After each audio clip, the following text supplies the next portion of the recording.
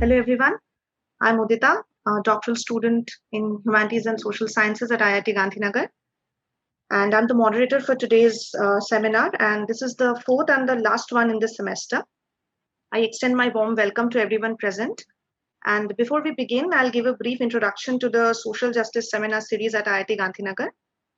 As we know, it is an attempt to initiate discussions on the themes of marginalization, exclusion, inequality, and discrimination against the most marginalized and vulnerable societies. We invite speakers to share their research on caste, anti-caste, castelessness, issues concerning indigenous and Adivasi communities, gender, sexuality, class, and language. Our aim is to reach out to a larger audience from various disciplinary backgrounds and offer a platform to engage in critical discussions on social inequality, diversity, and justice.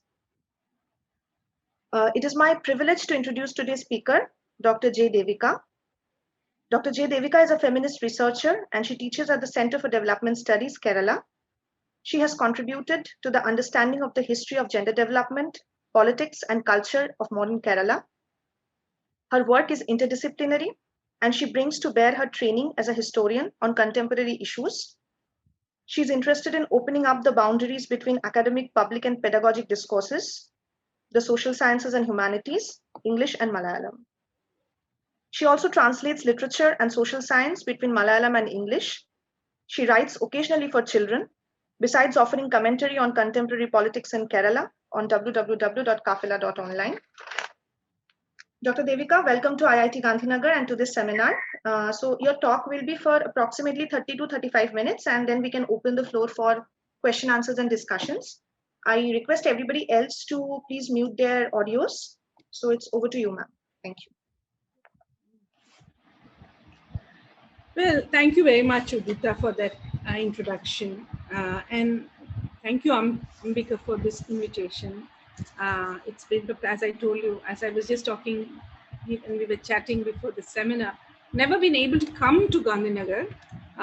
So this is the best. Right now, this is the best. And I am so glad that students have taken this initiative to discuss, to actually organize a seminar series that flags social justice, because that's precisely what seems to be missing in our story as a country, as a nation, this far since independence. So in this talk, I'm going to reflect broadly on the production of margins and marginality. So in I suppose it fits quite well with the orientation that you have given your seminar series. Margins, of course, we know this is not something I need to demonstrate, prove before you. Margins are always unstable and porous, and therefore, then that's one reason why, as social scientists, we tend to watch them very closely. And anybody interested in studying social change has no other option but to actually watch what happens at the margins. And equally, and perhaps even more importantly, we know that margins are definitely not, unitary. They're not. The experience of marginality is not homogenized either. We know that. And there are different kinds of marginalization. Now, in Kerala, my work has all been focused on Kerala, so I'll keep talking about Kerala. You'll have to excuse me for that. Now, I've been looking at the margins of Malayali society for some time since now. I've been looking at how the margins of Malayali society have evolved over the 20th century and into the present. So, in my mind, there are different kinds of marginalization in Kerala, different modes of marginalization. And the most common of which is, I would call, deprivation, which refers to the denial of resources and the humiliation that accompanies the non-access to resources. And it is the humiliation of a perpetual wait in the waiting room of development. Now, in Kerala, this is evident. This experience of deprivation has been characteristic of many communities, especially communities that used to depend on natural resources, which were taken away from them since then, which include the Dalit communities, the Adivasis, the fisher communities, and so on. And for a long time, in fact, the deprivation as a mode was pushed forth in the 1930s, from the 1930s onwards. It's clear that even in communist militancy in Kerala, the idea that Dalits could not really access, were not fit enough to access productive resources and assets, and that they must be first, they must wait to develop themselves through availing public welfare, that is, uh, subsidized education, and healthcare and so on, in order to become fit property owners. So this condemned the Dalits to a perpetual wait for resources in the so-called waiting room of development, from which they were never. In fact, even in the present, it's been more than a century since this mode of deprivation has been imposed on the Dalits. And one whole century after, uh, it's still, the weight still carries on. In the 1990s, when Kerala took a neoliberalized turn, or welfare in Kerala took a neoliberalized turn, the Dalits were reframed in the new neoliberalized governance structures as governmental categories deserving of welfare, self-help, welfare for self-help. So you can see that even as political regime, the regimes of welfare shifted from egalitarian developmentalist from of the early 20th century, of the mid 20th century, to the partly neoliberalized regime in the late 20th century. Dalits still remain deprived. Now, however, there is a form of a mode of marginalization which is quite different from deprivation. There is a connection between the two. The boundaries between the two have been very porous and flimsy. Nevertheless, there is a difference. And this I have called abjection. And abjection is the state, it's a state that has been theorized quite extensively by philosophers like Julia Kristeva and Judith Butler. And abjection refers to the denial of the status of the subject to a group or an individual. And the interesting thing is that this denial happens despite the fact that this group or this individual, the presence of this group, service provided by this group or this individual, are absolutely vital to and in fact it's precisely those presence and services of these subjects that allow us to circumscribe the very domain of the subject.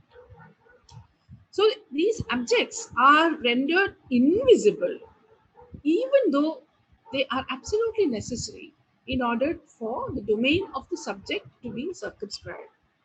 And so when they become present, they evoke horror.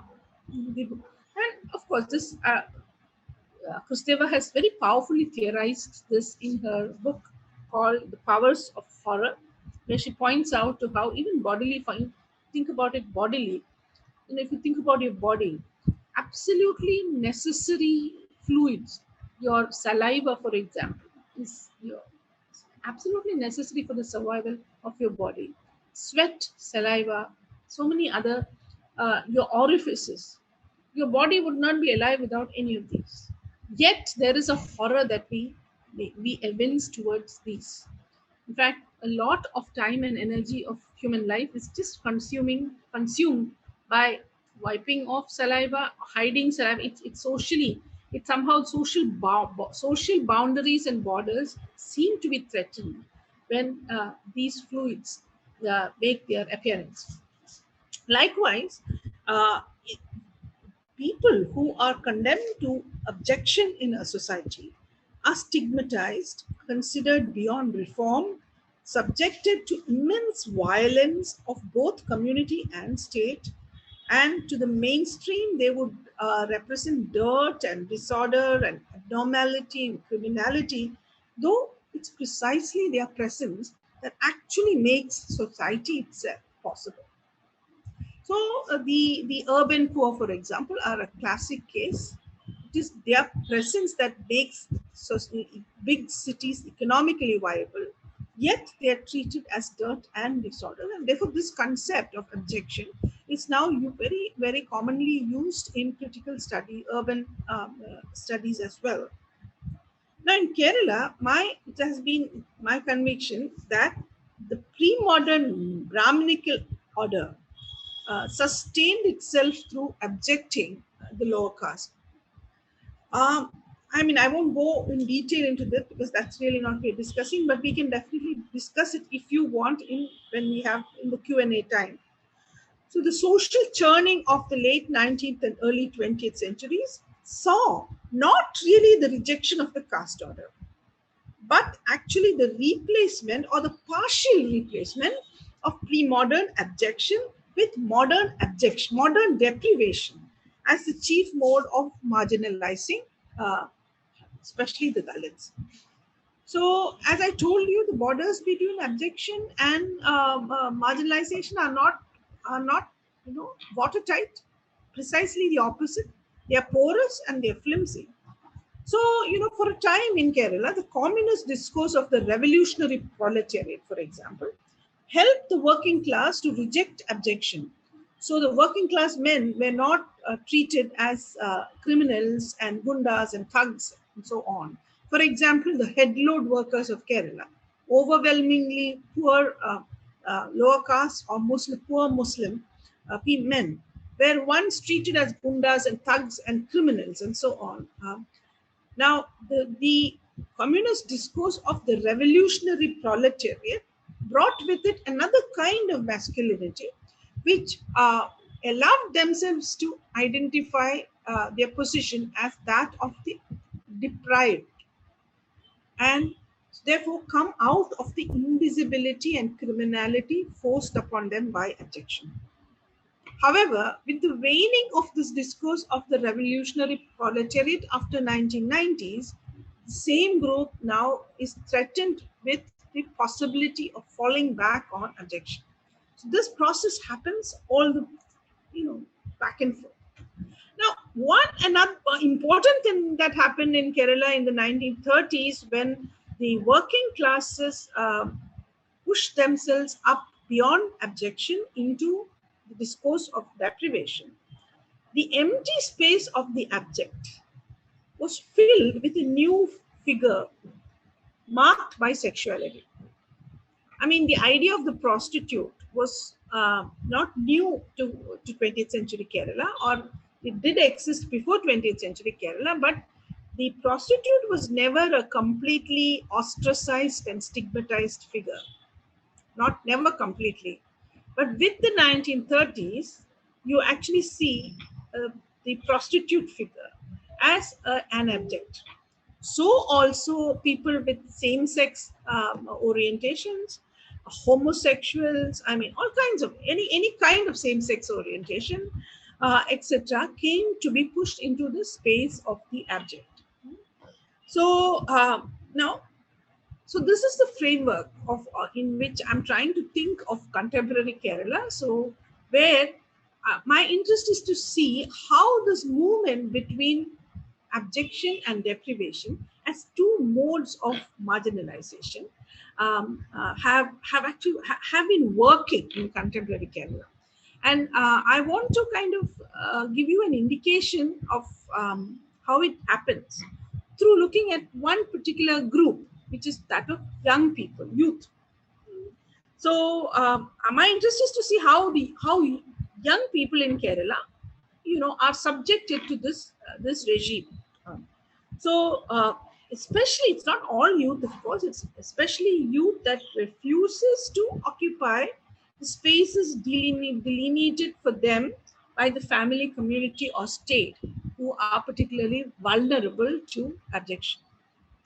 So, in the past 7 or 8 years, we've had several increasing public assertions by young people on basic civil rights, like the right to move freely in public space at all times, the right to mix across genders freely, and so on.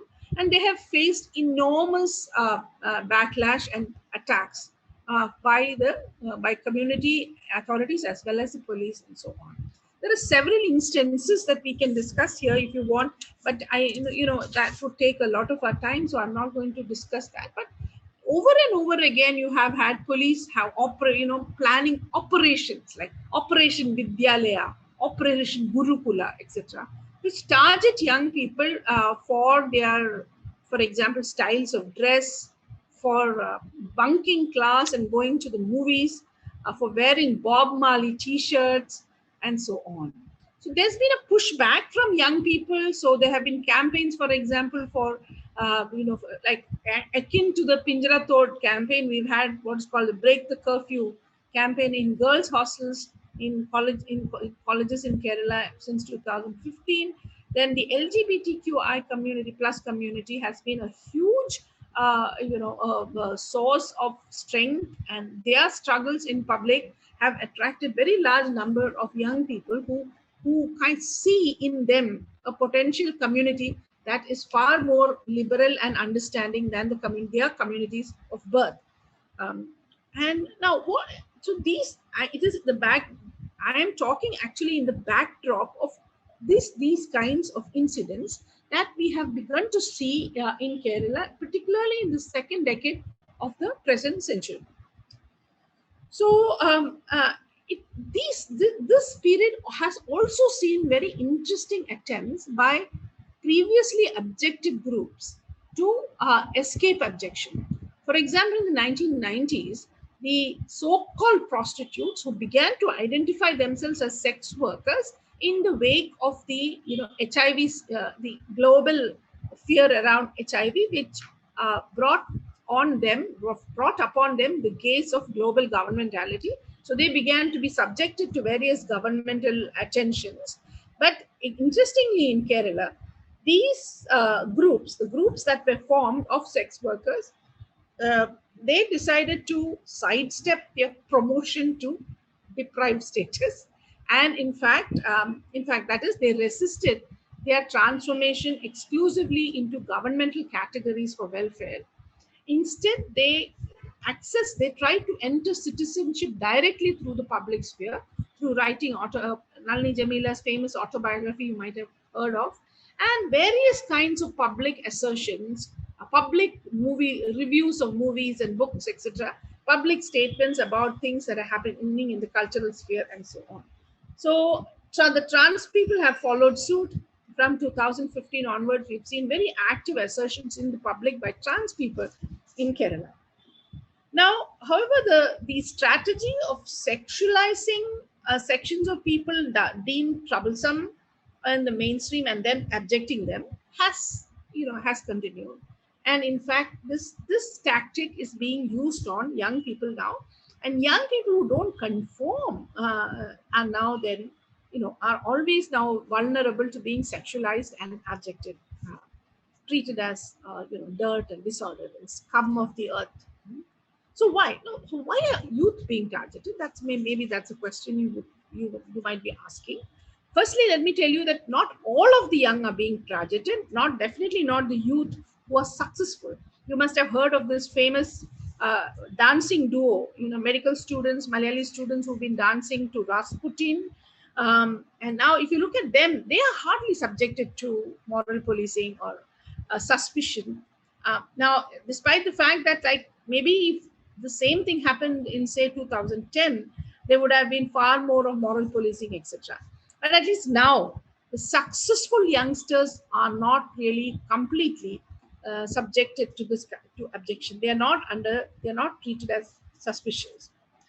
Secondly, this is not because the youth are lesser in demographic terms. So in Kerala, it's an aging society, and there the proportion of the young in the population is small, but it definitely is not minuscule. So even around like 1/4, 25 to 26 to 27% of the Malayali population, according to the 2011 census, belong to the youth, and they also form a very important chunk of the literates, nearly 30% of the literates. So it's not because they are a small group. And finally, of course, if objection has intensified, so also has resistance. So these are the qualifications I need to make before I talk about the effort of civil society and state, a concerted effort by conservative civil society and the state in Kerala to abject the youth. So, and why it happens is because now, if you look, as I told you, Kerala is an aging society in which there is the distribution of public resources is skewed in favor of the older people in terms of salaries and pensions. So, a big chunk of the budget, the public spending in Kerala is focused on the older generation, and they are the ones who get it, the cash. Now, if you look at the public spending that aims at younger people, yes, there is a considerable amount of money that goes into, like, education, higher education, technical education. All this benefits the young, but you have to realize that there is a difference. The money that the older generation gets through public funding is fungible. It can be easily, quickly turned into other products very, very soon, but the spending that is made on in the name of young people, first of all, it does not directly reach them directly, and it's not fungible. Building a college, a new lab in a college, or arranging for some, say, bus services to college, etc., these are not fungible. These are not handled directly by young people either. So this contributes to, clearly contributes to the powerlessness of youth. And secondly, no, violence against young people is quite normalized in this society. So um, children especially are at the end of a lot of violence, and not necessarily sexual violence. There is a lot of sexual violence too, we hear now, but not very normalized everyday violence is pervasive in present day Kerala. Corporeal punishment, confinement, denial of essentials, etc., etc. And why is this? It's partly explained by the fact that Kerala is now a highly migration dependent economy. So skilled labor power is the major export product. This means that child rearing in Kerala is fully geared towards producing a skilled labor power that is fully saleable in the global job market. So a failed child or a failed teenager is easily seen as a liability and is vulnerable to abjection. Besides, that Kerala is famous for its very low birth rates. This is a post-demographic transition society. So parents invest very heavily in each child. So a failed child is also a failed investment. This means that, the child gets treated, the child or the teenager, the young person, the child or the teenager gets progressively treated as some kind of raw material that can be molded into something that can be sold in the global job market. And an adult, and a young adult who hasn't met these expectations, is very easily treated as a failed experiment that can be condemned. And that is really where this young adult will face what is called abjection. So, in short, I mean to say that there are powerful vested interests, the family, community, the network of disciplinary and educational training, coaching institutions, the whole network that spans the length and breadth of Kerala, that actively suppresses young people's citizenship and turns them into docile bodies and tame, procreative beings, producing saleable power for the global job. And naturally, it's not surprising that sexuality is particularly targeted because it is believed to be particularly resistant to discipline. So you have, there was a time when earlier in the 80s and so on, or even in the 1990s, when young people who were murdered by the state, etc., were thought about as naive, trusting, innocent people, the so-called infantile citizen. But now that's not the case. Now a young person who is attacked by the state is always under the shadow of suspicion. In fact, these kinds of processes came out. In fact, they confronted actively in the two. I told you that resistance has been also pervasive. If abjection has been pervasive, And one instant where it was challenged quite radically was during the Kiss of Love protests of 2014-15, which happened as a social media protest. Social media, it was a protest mobilized through social media against a right-wing attack on a restaurant in the northern city of Calicut, which was accused of allowing youngsters to come and hold hands and kiss freely and so on. So this restaurant was attacked, and actually a lot of violence was done to it. It was broken up. In fact, the glass panels, etc., of that restaurant were actually broken. There was stone throwing and so on by uh, uh, um, I think a demonstration of Yuva Morcha thugs. Now, in protest against this, some of the patrons of that restaurant called for a protest on Facebook, and this group called Free Thinkers. They, in response to the challenges of the right wing, they said that they would kiss publicly in Kochi at a particular time on a particular date, a month later. Now, until that day of that protest, there was a huge discussion in the Kerala public on public displays of affection. So PDA became the dominant topic in all over Kerala during this period. The event itself was, of course, it was not a big event. It was a very small event, very small group of protesters facing a mass of policemen, thousands of policemen, and thousands of thugs, and thousands of passive spectators. So it was quite a sight, quite a revelatory kind of moment. And it was heavily televised, mediatized. So it became some of the iconic images of two young people kissing inside a police wagon, etc., became very, very famous around the world. And very soon, this protest began to develop new kinds of, new facets to it. So its anti-Hindutva dimensions became apparent, and public touching and the politics of touch came to be discussed in an unprecedented way in Kerala. It was a direct attack on the abjection of sex and sexuality and sexual pleasure, and in fact, beyond that, of the body itself. So the question was asked: why is it that you can piss in public, you can dirty public space, but bodily dirt can be deposited in public space, but you cannot kiss? Why is it that it is all right to have violent demonstrations and in which harm both people and property? It's okay to do that. It's not considered it is not approved of, but it is not considered obscene, while two people sharing affection in public is considered not. So that question was posed in a very serious kind of way, and the body, which was marginalized at the very heart of Malayali modernity, became visible again as a great site of contention. So the politics of touch was actually explored. So why is it? So the questions asked like whether the sexual segregation that we see pervasively in Kerala is actually a manifestation, a new manifestation of is it a new form of untouchability? Because since abjection was the pre-modern form of caste oppression in Kerala, a major mode of caste oppression in Kerala, and when the discourses of modernity replaced it with deprivation as the major mode, this older mode may have been projected onto the bodies itself.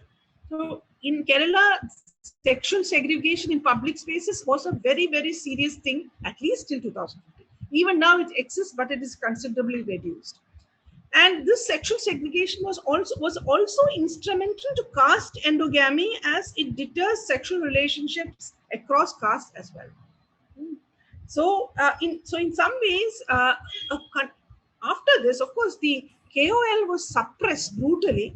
There was a lot of repression, but a contingent community was formed around the Kiss of Love, and they continue to raise issues on social media and online and offline. Like, for example, the red pad campaign actually happened in Kerala long before it happened in Germany. It was called the Artava Samaram. It was about a menstrual taboo around a case of disciplinary action against menstruating women in a factory in Kerala. So that Artava Samaram again was conducted through the social media and through this contingent community that had come up against moral policing in Kerala. And in fact, the whole question that the KOL raised was very powerful. In fact, they were told there were a lot of attempts to trivialize the KOLs, calling it Chumbana Samaram, for example, in Malayalam. It's a kind of a derogatory way of describing the kiss of love. So students who were activists, who were part of the, and they were pitted against Adivasi struggles. At the same time, there was a struggle happening in Trivandrum called the Nilpu Samaram, or the stand-up struggle, where Adivasis were agitating for land. So a group of Adivasis would stand the whole day in front of the state secretariat, in a symbolic enactment of the perpetual wait in the waiting room of development. So the Kiss of Love activists actually went to that site and symbolically kissed the feet of the protesters, of the Nilpu Samaram protesters. In a way, in an attempt to thwart this polarization of struggle into the legitimate struggle against deprivation and the illegitimate struggle against abjection. Nevertheless, there was no political party, including the left, supported them. Civil society cut across, conservative civil society cutting across Hindu, Muslim, and Christian communities. The elites of all three communities came together to denounce the kiss of love.